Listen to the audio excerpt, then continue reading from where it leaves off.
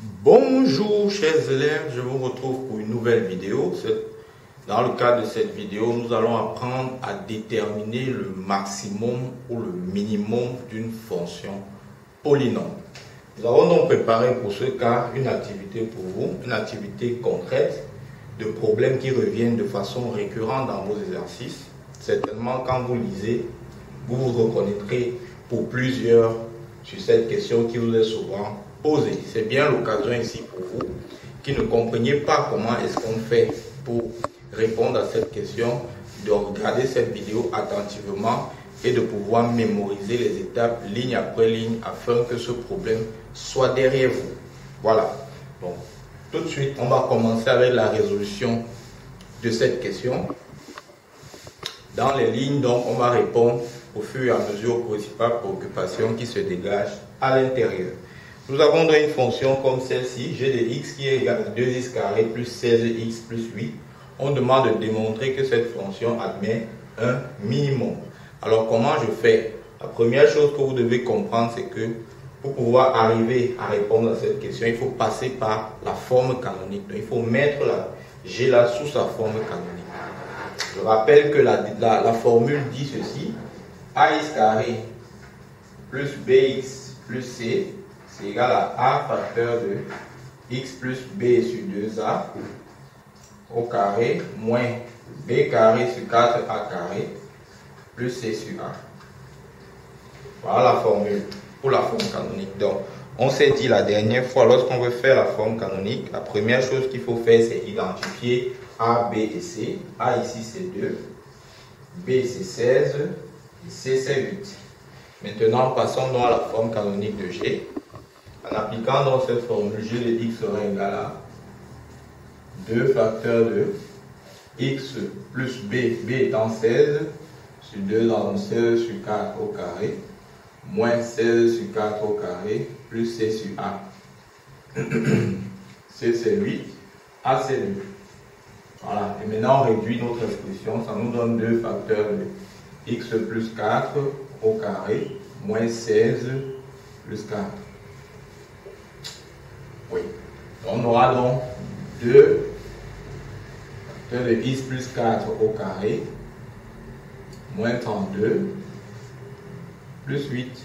Alors, moins 32 plus 8 nous donne 2 facteurs de x plus 4 au carré, moins 24, ça fait moins 24.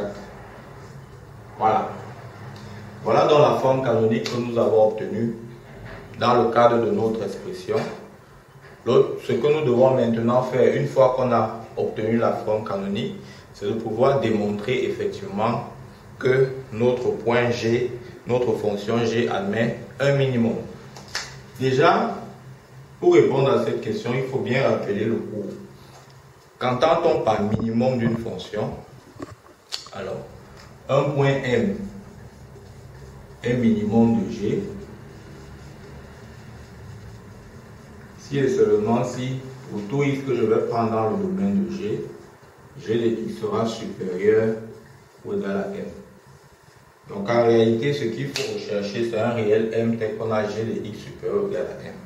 Maintenant qu'on a compris ce qu'il faut rechercher, quand j'ai l'expression analytique, quand j'ai la forme canonique de G, comment je fais donc pour arriver à une telle inégalité? Observez bien, écoutez bien ce que je vais dire, c'est très important. La première des choses en réalité, ce qu'il faut faire, c'est faire un encadrement partant d'une vérité générale que l'on observe sur l'expression de G de x. Je répète, pour pouvoir arriver à cette inégalité, vous devez faire un encadrement partant d'une vérité générale que l'on observe sur l'expression de g de x. Maintenant, quand j'ai dit ça, je sais que dans l'expression de g de x, il y a quelque chose qui se dégage, qui est toujours vrai. C'est quoi? C'est que x plus 4 au carré est toujours positif. Ça, c'est clair. Maintenant, si je progresse, je vais multiplier par 2 parce que entre la multiplication et la soustraction, la multiplication est prioritaire. Elle vient en premier. Je multiplie par 2. Donc, en multipliant 2 par 2, je fais 2 facteurs de x plus 4 au carré. Il va toujours rester supérieur à 2 fois 0, c'est-à-dire 0. c'est-à-dire 2 facteurs de x plus 4 au carré, sera supérieur à 0. Voilà la bonne nouvelle que nous avons. Maintenant, si je veux faire ressortir complètement g de x, il suffit simplement que j'ajoute dans les deux membres moins 24. Donc j'aurai 2 facteurs de x plus 4 au carré, moins 24, qui sera lui supérieur à moins 24. Soit g de x sera supérieur à moins 24. Vous voyez que quand je fais ça dans cet encadrement, j'obtiens exactement l'inégalité g de x supérieur ou égal à m. Et donc, je peux appeler donc mon m moins 24. Très bien. Vous voyez que je peux appeler ce m là moins 24. Sauf que le m que j'ai trouvé là, il n'est pas encore un minimum. Il est ce qu'on appelle un minorant. Il y a une dernière propriété qui va conférer à ce m que j'ai trouvé l'expression de minimum. Quand est-ce qu'un minorant est un minimum? Eh bien, un minorant est un minimum si ce minorant lui-même admet un antécédent. Donc ce que je vais faire, c'est de chercher une valeur de x telle que g de x soit égal à moins 24. Donc je viens ici à la suite, je fais g de x égale à moins 24. C'est-à-dire, je prends plutôt la forme canonique de la fonction g et non l'expression de départ qui est celui-ci. Vous prenez la forme canonique parce que ce que vous recherchez c'est x. Avec la forme canonique c'est plus facile. On a donc 2 facteurs de... On aura donc ici 2 facteurs de x plus 4 au carré moins 24 sera égal à moins 24. Vous faites passer le moins 24 de l'autre côté. Ça fait donc 2 facteurs de x plus 4 au carré sera égal à moins 24 plus 24 qui donne 0. C'est-à-dire 2 facteurs de x plus 4 au carré sera égal à 0. Maintenant, pour vous débarrasser de ce 2 qui est sur le membre de gauche, on divise partout par 2.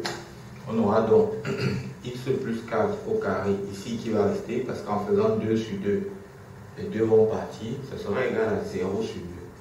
Or 0 sur 2 c'est encore 0, c'est-à-dire x plus 4 au carré est égal à 0. Voilà. Maintenant j'arrive ici. Le carré d'un nombre est nul si et seulement si ce nombre est nul. Donc, à la ligne suivante, j'aurai donc x plus 4 égale à 0, soit x égale à moins 4.